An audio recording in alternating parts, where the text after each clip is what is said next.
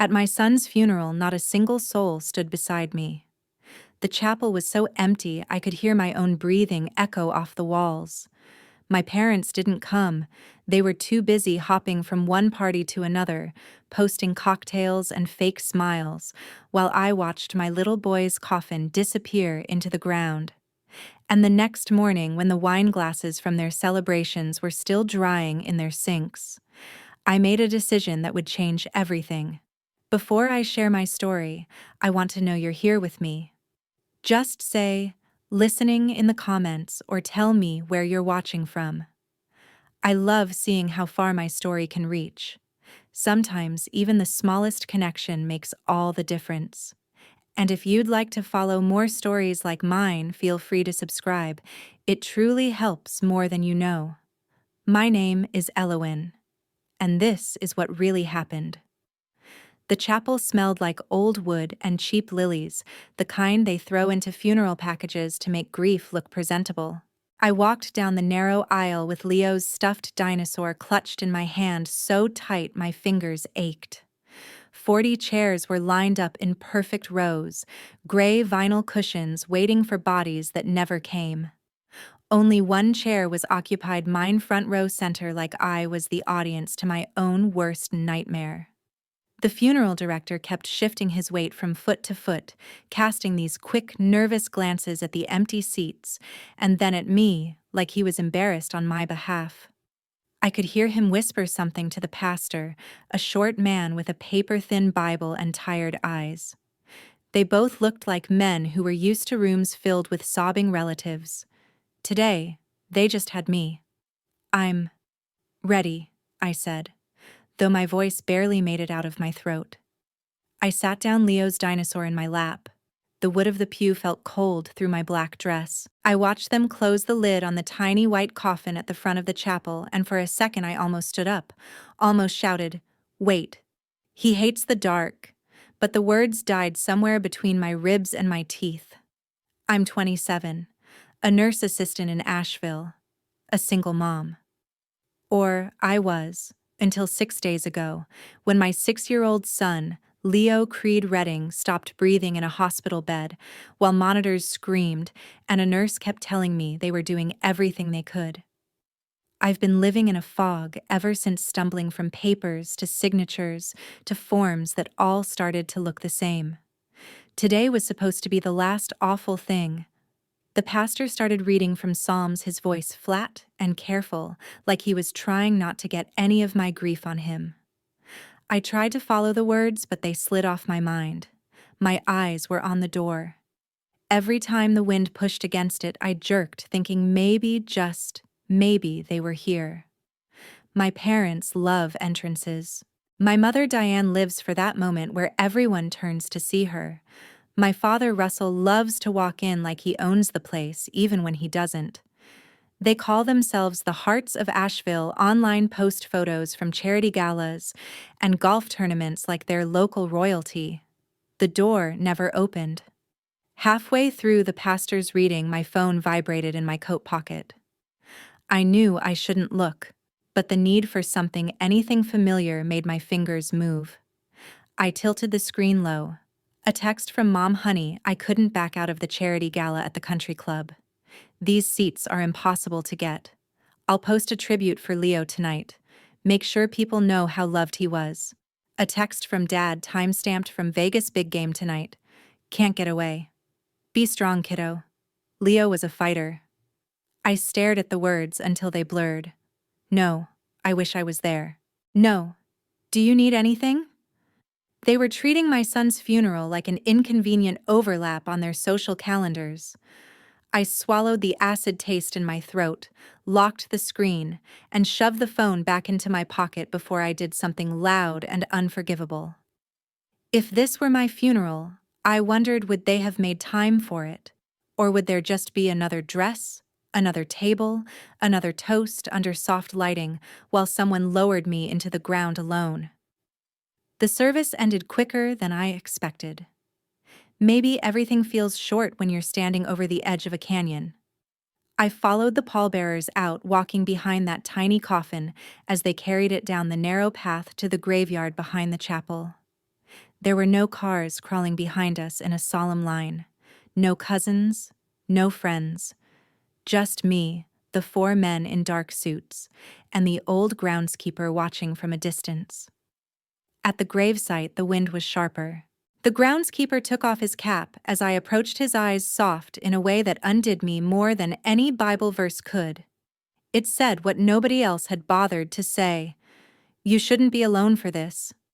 They lowered Leo into the ground, the ropes creaking softly. Someone murmured a final prayer. Then there was just the sound of dirt hitting wood. Each thud felt like a heartbeat turned inside out. I held on to the stuffed dinosaur until my knuckles went white. Leo loved the apple tree behind our rental house. He called it our tree even though it barely produced any fruit. In the hospital, when the pain meds made him talk in half dreams, he'd whispered, "If I go far away, you'll still sit under the tree with me, right, Mom?" I'd promised. Of course I'd promised. No tears came now. It wasn't that I didn't want to cry. It was that the grief had sunk so deep, it felt like a stone lodged in my chest, too heavy to move, too solid to leak. I just stood there until the coffin was covered, and the men drifted away, and the groundskeeper walked off, leaving me with a patch of fresh dirt and a temporary marker that read, Leo Creed Redding, beloved son. No mention of being a grandson. Back home, the silence hit me like a physical thing. The house we rented sat at the end of a narrow street on the edge of Asheville, a tired little place with peeling paint and a patchy yard that Leo had somehow managed to turn into a world. His shoes were by the door, one knocked over, laces tangled. A blue toy car lay flipped on its side in the hallway, frozen mid-crash. His bed was unmade blanket half on the floor pillow, dented where his head used to rest when he crawled in after a nightmare. I dropped my coat over a chair and sank onto the edge of the couch. For a long time, I just stared at nothing. Then, like a reflex, I picked up my phone again. Mom's story was at the top. She'd posted a photo in a silver dress laughing under chandeliers, flute of champagne in hand. The caption read, "Nights like these remind me what life is about." A small black heart emoji at the end. No mention of why her daughter wasn't there. No mention of a grandson being buried that morning. Dad was live from a casino floor, neon lights flashing behind him as he grinned at the camera and talked about his lucky streak at the tables. Comments flew up the screen. Nobody there knew his grandson had just been put in the ground. Nobody there cared. I flipped the phone over and pressed it face down on the coffee table. For the first time, I saw it clearly stripped of all the excuses I'd been feeding myself for years. My parents had chosen parties over their grandchild's goodbye, and they hadn't even tried to hide it. The question slipped into my head before I could block it. If they couldn't show up for Leo's last day on Earth, had they ever really been there for either of us at all? Somewhere in the back of my mind, like a box shoved onto a high shelf, a thought stirred Miles's old files. The paperwork I'd been avoiding since the day he died. Hospital forms, insurance documents, things I had signed without reading because I trusted the wrong people and was too tired to fight. I pushed the thought away for the moment, but it stayed there, humming quietly under the weight of my grief.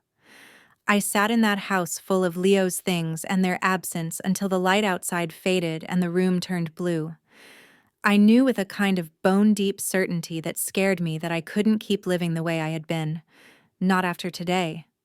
Not after this. That night, the house felt like it had swallowed its own sound. No cartoons in the background. No little feet pounding down the hallway. Just the low hum of the refrigerator and the occasional car passing somewhere out on the main road. I sat at the kitchen table with a glass of water I didn't drink and a cup of coffee that had gone cold hours ago. My phone lay screen up beside my elbow. I scrolled through the messages from my parents that had dripped in all day. None of them said, "How are you holding up? Do you need anything?" The closest my mother came was, "You know we love you, right? Don't be dramatic. Life has to go on." My father had sent a thumbs-up emoji after I told him the service was over. For years, they'd said things like, "Family is everything, L. We stick together." But together always seemed to mean me wiring money when their credit cards maxed out, or co-signing a loan they forgot to tell me about until the bank started calling. I paid for their emergencies, covered their just this once situations, because I thought that's what good daughters did. My eyes drifted to the corner of the living room where a small dented filing cabinet sat half hidden behind a stack of moving boxes we'd never fully unpacked. That's where Miles kept everything before he died: bills, tax returns, insurance paperwork. The stuff I'd avoided since the accident because looking at it made everything too real.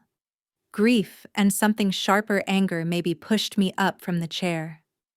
My feet were bare on the cool hardwood as I crossed the room. The drawer stuck for a second, then gave releasing a faint smell of paper and dust and old air. Inside was a cardboard box with my handwriting on it, LEO, Miles, important. I carried it back to the kitchen table and set it down like it was heavier than it looked. Inside were labeled folders: Miles, Work Leo, Medical Trust and Insurance. My hand went straight to the last one. The manila folder felt warm from my grip by the time I opened it. On top was the life insurance policy Miles had taken out after Leo was born, the one he'd insisted on even when I told him we didn't have the money for more premiums. Under that, a letter in his handwriting on lined notebook paper folded in thirds. I unfolded it with careful fingers. If anything ever happens to me, this is the one thing I know for sure will still be there for you and Leo, he'd written. I don't trust your parents to protect him. I trust you. I could see him as clearly as if he were sitting across from me at the table again, tapping a pen against his knuckles, trying to make the numbers work while Leo colored at our feet. He'd looked up and said, half joking, "If something takes me out early, I want to make damn sure Diane doesn't get a penny of it." I'd laughed, then called him paranoid. Now the memory sat like a stone in my stomach. I flipped to the section labeled Beneficiaries. The original form was there, dated the year Leo was born. Primary beneficiary, LEO, Creed Redding, secondary beneficiary, Eloan Creed. That was what Miles had set up. Leo first, then me. Simple, clean. Behind it, clipped to the back, was a newer document on the same company letterhead. An amendment. My chest tightened as I read.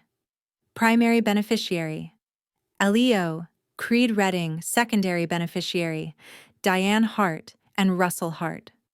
For a second I thought I was reading it wrong. The room seemed to tilt, the words blurring at the edges.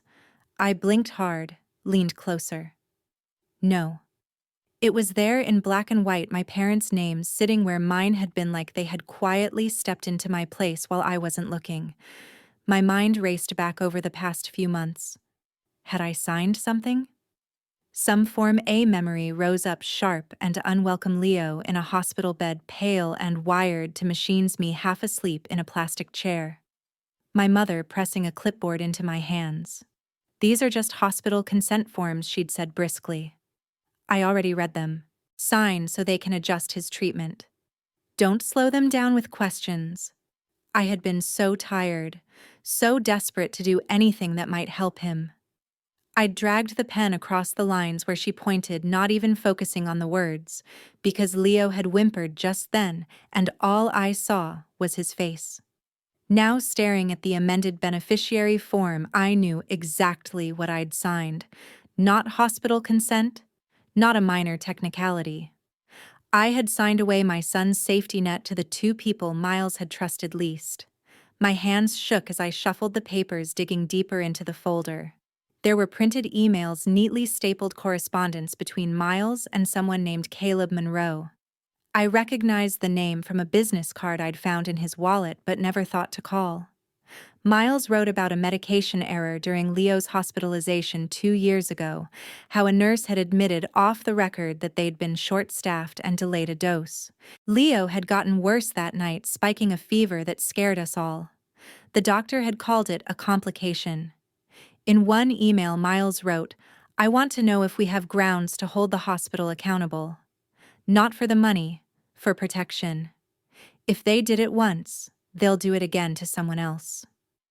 The last email in the chain was a reply from Caleb suggesting they meet the following week to go over medical records and discuss next steps. The date stamp made my breath catch. 3 days later, Miles's car had gone off the road in a late-night rainstorm coming back from a double shift. The police had called it an accident.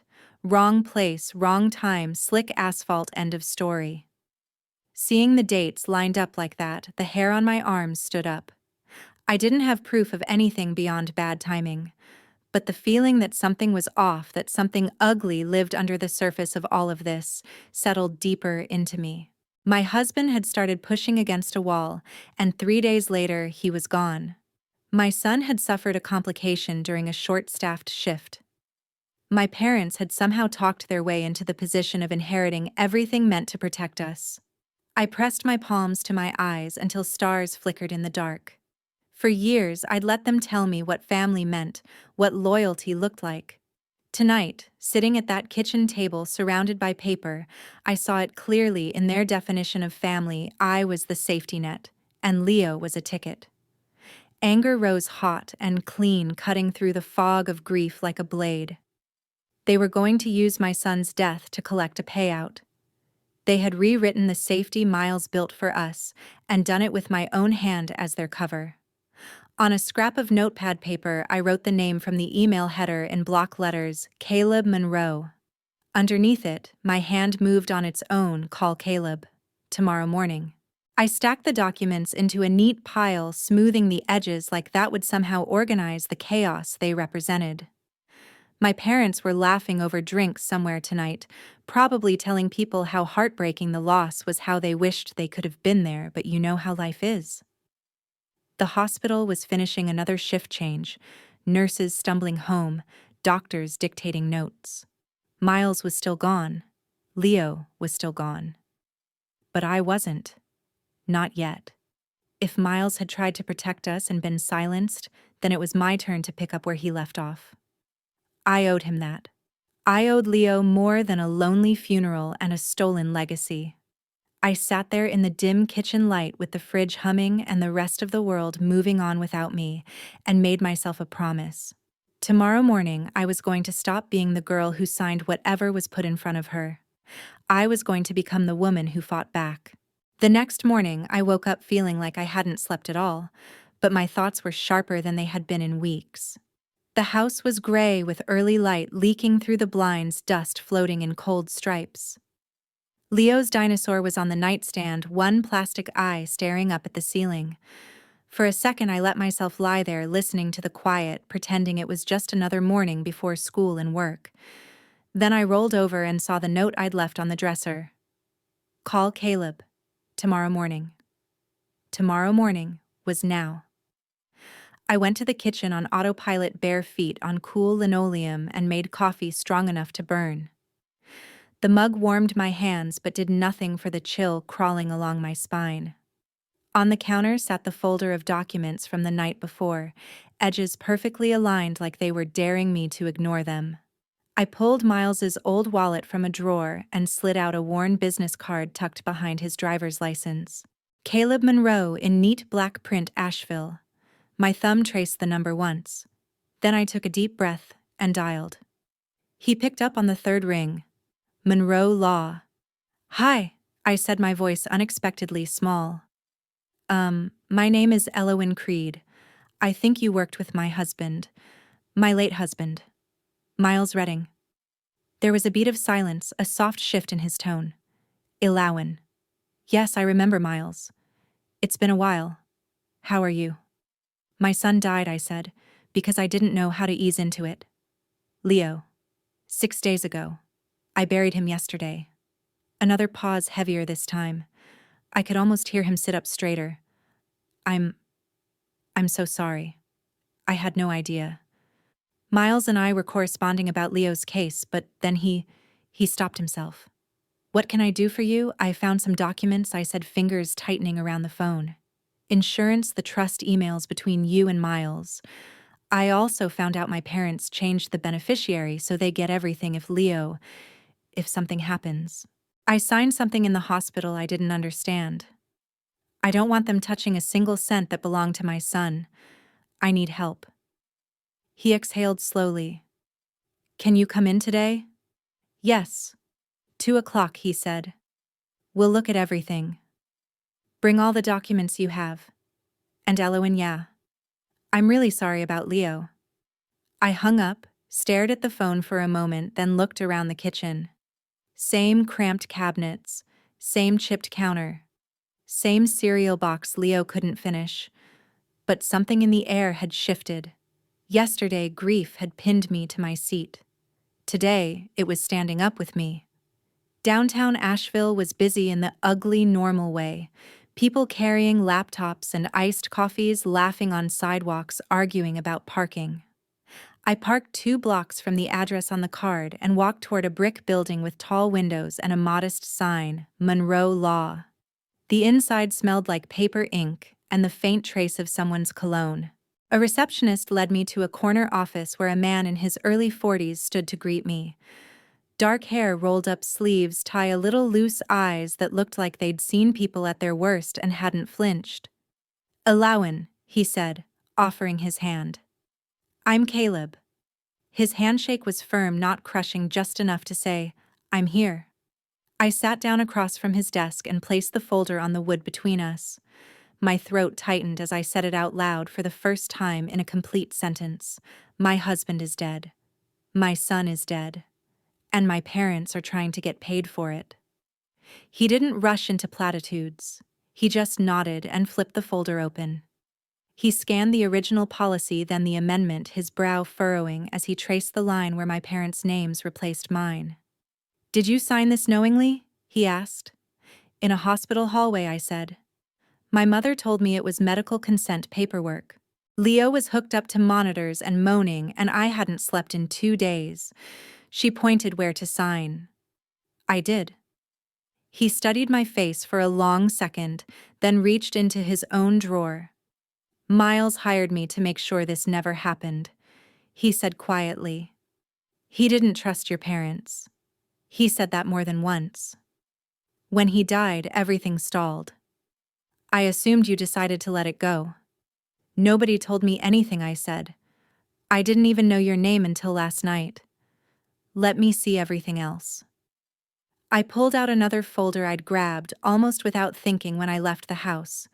Pay stubs, loan agreements, a mess I'd never had the energy to sort. He went through them with a practiced eye, tapping his pen now and then. Here, he said, sliding a page toward me. This account lists you and your parents as joint owners. Did you know that? I shook my head. He laid another on top. This loan application is in your name, but the mailing address is theirs.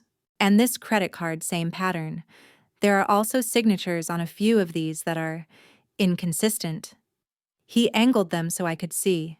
My real signature, messy but familiar, next to one that looked like someone trying to copy it after only seeing it once or twice. I felt my stomach drop. So they've been using my name for years. Looks that way, he said.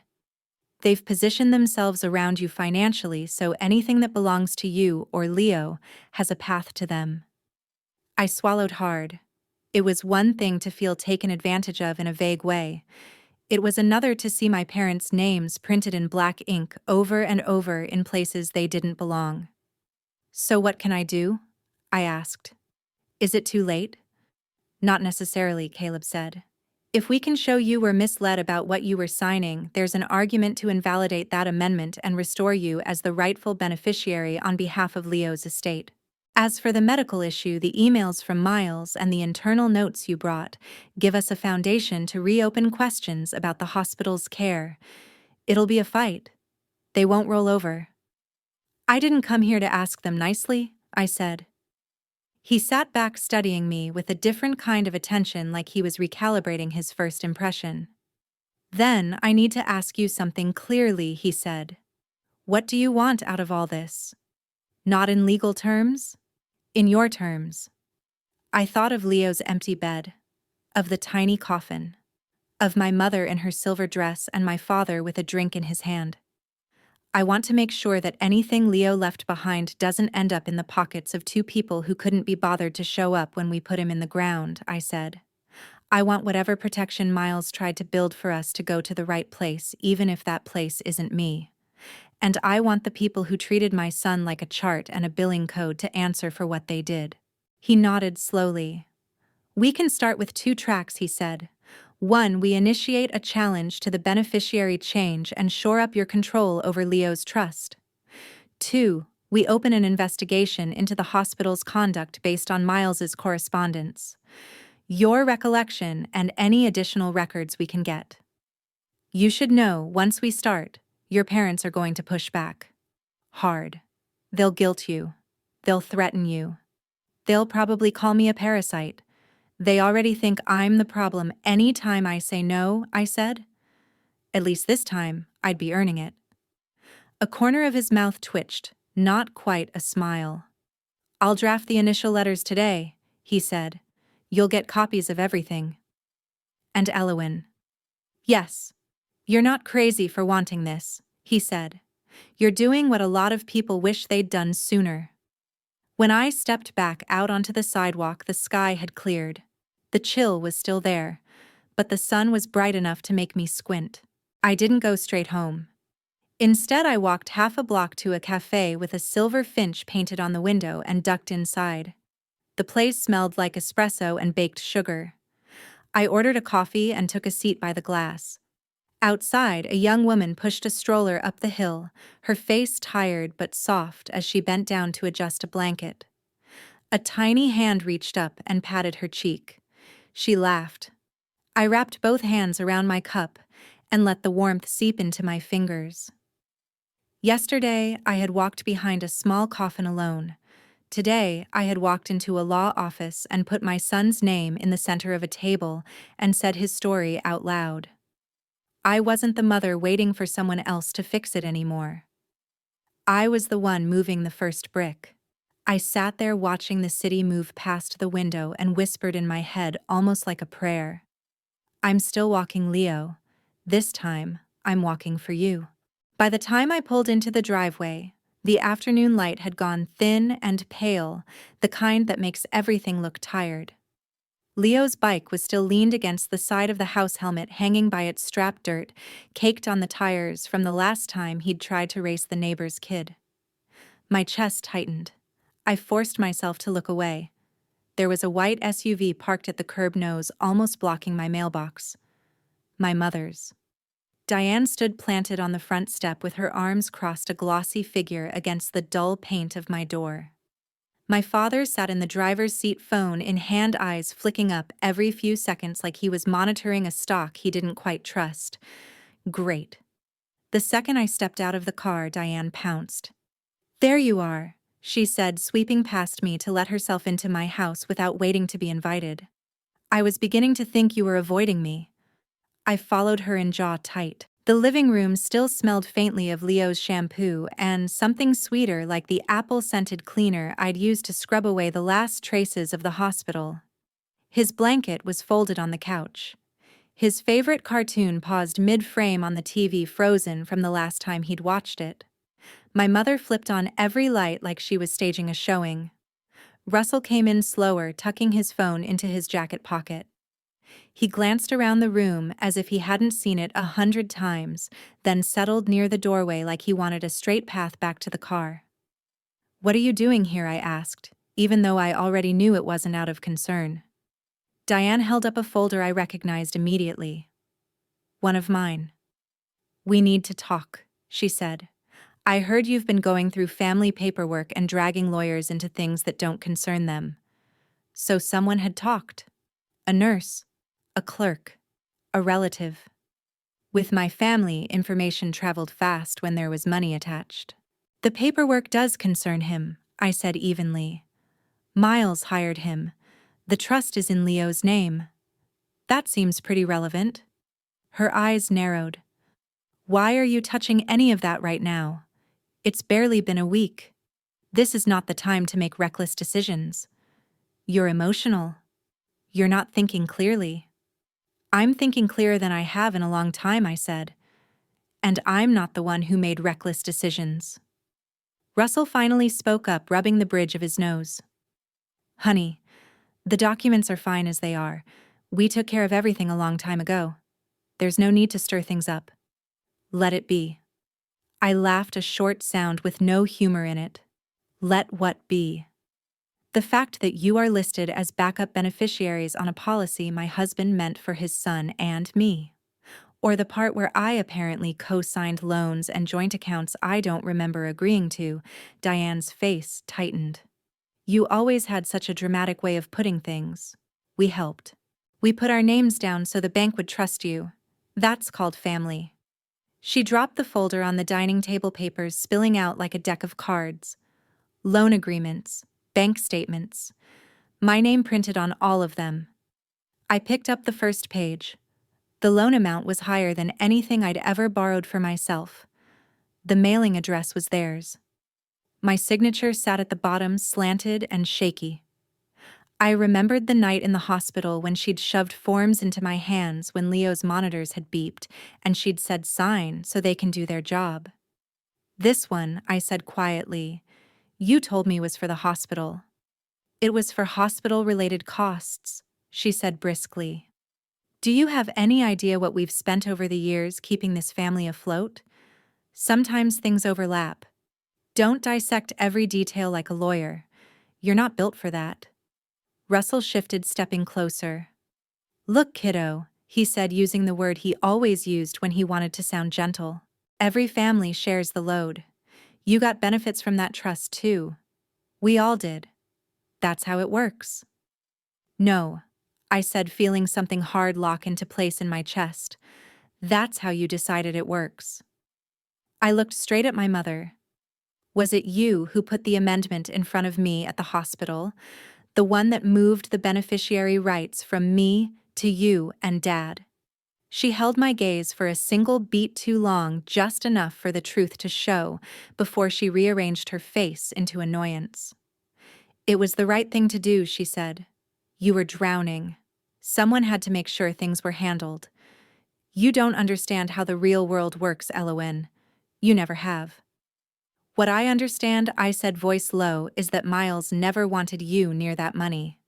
And that you saw my son's illness as an opportunity to slide yourselves into a position you had no right to. Her expression sharpened. How dare you? After everything we've done for you. We raised you. We put a roof over your head. We watched Leo when you needed to work. You think you'd even have that little house without us? Raised me to do what you wanted, I said. Watched Leo when it fit your schedule. And you didn't show up when we buried him. So tell me again what exactly I owe you. Russell's hand came down on the table with a dull thud that made the glasses rattle. Enough, he said. You start making legal trouble for that hospital. It's not just you and us involved. There are other people, other arrangements. You're going to drag a lot of folks through the mud for nothing. My heart kicked hard. Other arrangements, I repeated. Like whatever unexplained deposit hit your account 2 years ago, the same month Leo had that complication in their care. His jaw clenched. He didn't answer. That was all the confirmation I needed. So this is why you're really here, I said. Not because your grandson is dead. Not because your daughter is alone in this house. You're here because the pipeline you built from my life to your pockets is in danger. For a moment, nobody spoke. Diane's perfume hung thick in the air, mingling with the faint scent of Leo's crayons and laundry soap. The contrast made me dizzy. You keep talking like this, she said, finally, voice cold, and don't expect us to be there for you when this all blows up in your face. I met her eyes, feeling the fear I'd carried around them for years burn away under something stronger. You weren't there for me yesterday, I said. You weren't there for Leo when it mattered most. So forgive me if that doesn't sound like much of a loss. She flinched just barely, then grabbed the folder off the table, stuffing papers back in at odd angles. You're making a mistake, she said. You think that lawyer cares about you. He cares about a paycheck. When he's gone and they've taken everything, don't come crying to us. They moved toward the door. Russell paused, hand on the knob, and looked back at me with something almost like regret buried under layers of self-preservation. "There are things you don't know," he said. "Things that were done to keep you safe." I shook my head. If this is what safe looks like, I'd rather be on my own. The door closed behind them with a soft click that sounded louder than any slammed argument we'd ever had. Their perfume lingered trapped in the fabric of the couch and the curtains in the air. For a long moment I just stood in the center of the room, feeling the weight of it all pressing down, the grief, the betrayal, the realization that my entire adult life had been balanced on signatures I didn't fully own. Then I looked around, at Leo's blanket, at the scuffed floors, at the apple tree visible through the back window branches bare against a pale sky. This house had been a cage and a refuge at the same time. I picked up the loan paper. They'd missed a loan notice with my name at the top, and theirs listed as co-borrowers. I folded it in half, then in half again, until it was small enough to fit in my fist. For the first time, the fear of losing them wasn't louder than the fear of losing myself. They had spent my whole life teaching me that I couldn't stand without them. Today, standing in the quiet they'd left behind, I realized I already was. By morning, the house felt hollowed out, but my head was clearer than it had been in weeks. I pulled the storage box back onto the kitchen table and took out the folder marked Leo, Medical. Most of it was a foreign language of numbers and abbreviations, but near the back, a loose page in Miles's handwriting stopped me. Something isn't right. Shift on the 12th doesn't match what they told me. The 12th. The night Leo's fever exploded when alarms screamed and a doctor I'd never seen before rushed in talking about rare complications. Afterward, Miles had paced the room muttering about staff changes, about a nurse who slipped and admitted they were short that night.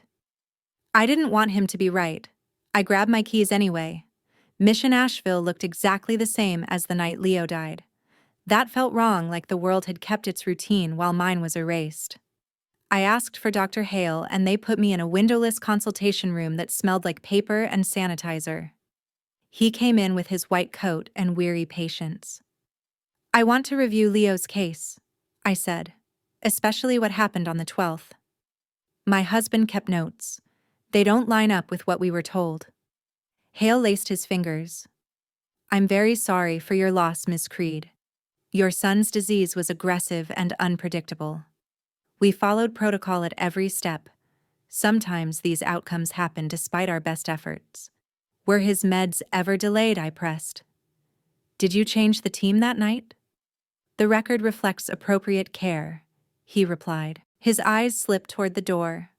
The real enemy was the illness, not the staff. Grief looks for someone to blame, people like him always said. But it wasn't grief that altered charts.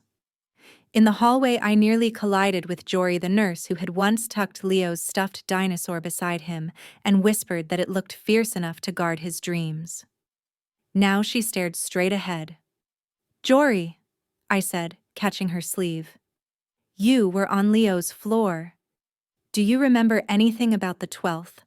Her throat worked. "We're not supposed to discuss cases out here," she murmured. "Please don't drag me into something I can't fix." "They buried my son yesterday," I said quietly. "I'm already in something I can't fix." For a second, her eyes met mine, full of something between guilt and fear. As she walked past, she slipped a folded scrap into my hand. "Call me when you're alone," with a different number underneath. In the parking lot, my phone buzzed. Nova. "Aunt Elle, are you okay?" she asked, voice tight. "Grandma's losing it. She says you're attacking the hospital and embarrassing the family." Of course Diane knew. She always knew first. "I'm fine," I lied. "Where are you, Beanline?" "The cafe with the mural. Can you come?" When I reached the corner booth, Nova sat curled into her hoodie, mascara smudged like she'd rubbed her eyes too hard. "She keeps saying you're ungrateful," Nova said, "that you're letting strangers turn you against us." But I remembered something from when Leo was still in the hospital. She shredded her napkin while she talked. "I ditched class to bring you coffee. I couldn't find you, so I walked the halls. I saw Grandma talking to a doctor. Later, I realized it was that Hale guy. She told him, "Don't let a small issue become a scandal. My daughter is fragile." He looked like he wanted to disappear. Heat crawled up my neck. Diane hadn't just hovered by my bedside. She'd pulled strings behind my back. That night, Nova came by the house with a small flash drive. "I stopped at Uncle Miles's cabin last week," she said. "This was in one of his old mugs. I didn't open it. I thought you should." After she left, I plugged it into my laptop. Inside was an audio file named Leo. "Look, I'm not trying to cause trouble," Miles's voice said tinny, but clear. "I know the schedule changed that night and Leo's chart doesn't show why. If meds got skipped because you were short-staffed, I deserve to know. He deserves better than somebody covering themselves." A lower voice answered, muffled, but the tone was unmistakable. "You keep pushing this and you're going to make life harder for yourself. Focus on your boy." "I am focusing on my boy," Miles said. The recording ended with a scrape and a burst of static. I listened twice, watching the cursor crawl over the same seconds. The faint chime of a hospital intercom rang in the background, calling someone to some room where their world might also be ending. When I couldn't stand the four walls anymore, I stepped out into the yard. Leo's apple tree stood at the back fence, thin branches bare against the dim sky. He had once tried to carve his initials into the bark with a plastic knife, leaving a shallow, crooked scar. I sat under it and dialed Jory's number. Straight to voicemail. "Hi, it's Jory. Leave a message." "Hey, it's Eloin. Leo's mom," I said after the beep. "I went to the hospital today. I'm trying to understand what happened on the 12th. My husband kept records. I found proof he was asking questions. I'm not trying to hurt anyone who did their job. I just need the truth. Please call me back." I hung up and stared toward the distant glow of the hospital. Earlier in the parking lot, a man in a gray jacket had stepped close enough that I could smell his cologne. "Sometimes digging hurts more than it helps," he'd said softly. "Let the boy rest." Everyone kept telling me to move on. None of them had stood at that empty grave. "If Leo died because of a mistake you're all trying to bury," I whispered to the cold bark at my back, "I will dig until my hands bleed." The wind pushed through the thin branches above me, and for the first time since the funeral, I felt something that wasn't numbness. It was anger, sharp and clean. By evening, the sky had dropped low over Asheville, pressing the neighborhood flat. Rain tapped on the windows like a metronome. I had just rinsed my plate from a tasteless dinner when a hard knock rattled the front door. No one stood on the porch. Only wet concrete, the smell of storm, and a thick envelope with my name scrawled across it. Inside were copies of Leo's chart. The layout was familiar. I'd stared at the original for hours, but on one page, under Plan of Care. Day 12, a sentence was underlined in black ink. "Medication temporarily held due to staff shortage." In my version, that line did not exist. At the bottom, someone had written in small, careful letters. The original was altered. My hands shook. Somebody inside that building had risked their job to slide the truth onto my porch. They wanted me to see. They just couldn't afford to be seen. I called Jory's number again. This time, a man answered. "St. Joseph's Ward," he said. "I'm trying to reach Jory," I said. She no longer works here," he cut in. "And this line is for hospital business only. Don't call again." He hung up. They weren't just closing ranks. They were removing anyone who might open their mouth. I dialed Caleb. "Someone left copies of Leo's records at my door," I said. "They show his meds were stopped that night because they were short-staffed. That line isn't in my file. And the nurse who tried to help me, she's suddenly gone." He exhaled slowly. "Text me photos of everything. Keep the envelope." That note about alteration means at least one person inside knows the official chart is a lie. That's important. "Did you find anything on my dad?" I asked. From around that time, a beat of silence. "There's a large deposit into an account connected to him," Caleb said. 2 years ago. Labeled as a consulting fee from a foundation tied to the hospital board. It posted the same week as Leo's complication. It may be nothing. It may be exactly what it looks like. I slid down into a chair. So while Miles was fighting the hospital, my father was cashing their checks. "I'm sorry, Alawan," he said. "We'll trace it, but you needed to know." I did. I just wished I didn't. Later, when the rain had turned heavy, I drove back up to Miles's cabin in Black Mountain. The road wound through wet trees. Headlights carved out brief tunnels of light. Inside the cabin, it smelled like damp wood, and the coffee he'd always brewed too strong. On his laptop beside the folder I'd already opened was another file I hadn't clicked before for L. Miles sat in his car in the video interior light, throwing hard shadows across his face. Rain streaked the window behind him. "If you're seeing this, L," he said, "it means I didn't get to finish what I started." He swallowed. "I've been pushing the hospital about that night they were understaffed. They know I'm asking questions. Some admin guy hinted that people who stir up trouble have accidents." He gave a humorless little smile. "If something happens to me, it won't be because I just lost control on a clear road. Tell Caleb everything. And please don't let your parents talk you out of this. They're more involved than you think." The video cut off. In that small, creaking cabin, I finally cried the way I hadn't allowed myself at the graveside. When the wave passed, I closed the laptop, pocketed the flash drive, and drove back down the mountain. On my street, a dark sedan idled a few houses down, headlights on, engine humming.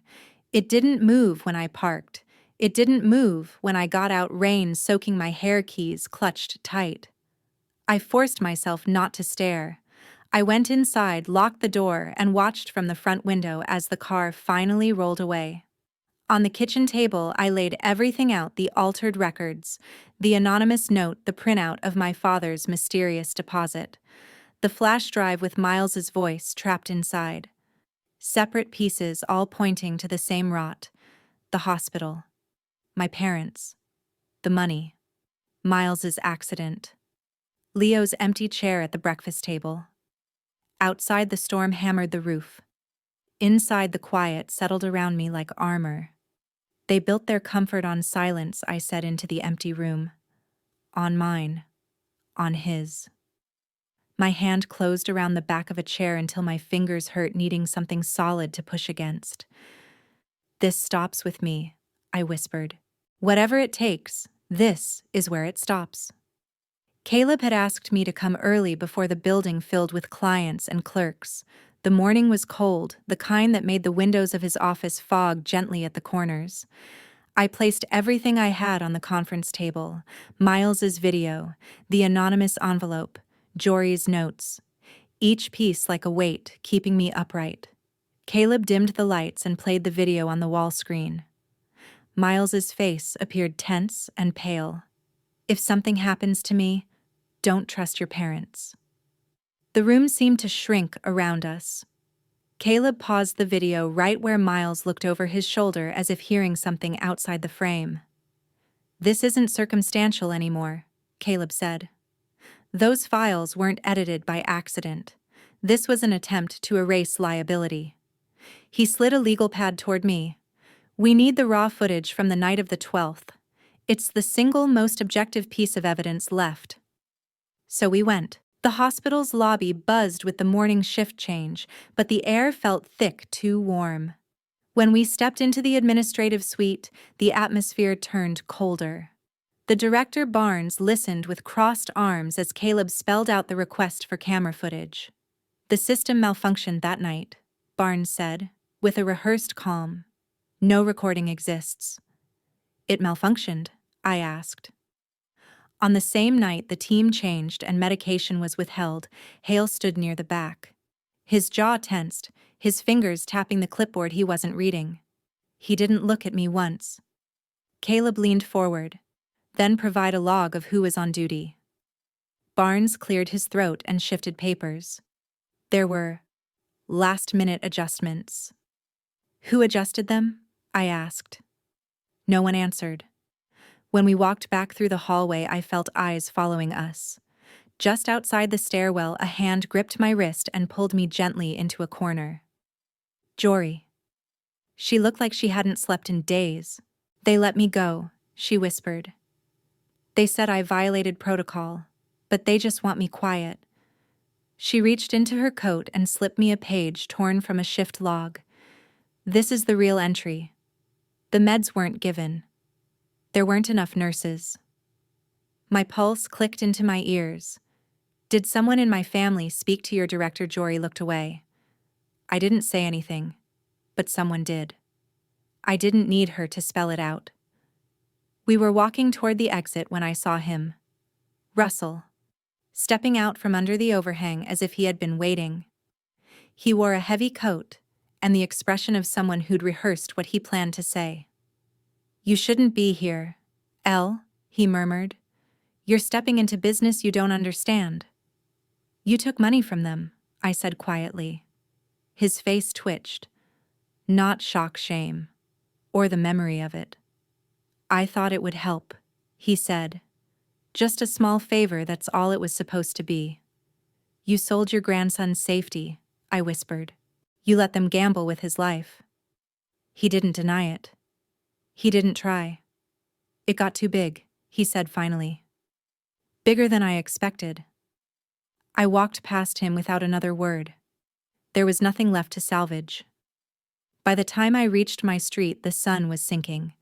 The black car was there again, parked across from my house, headlights on like a surveillance lamp.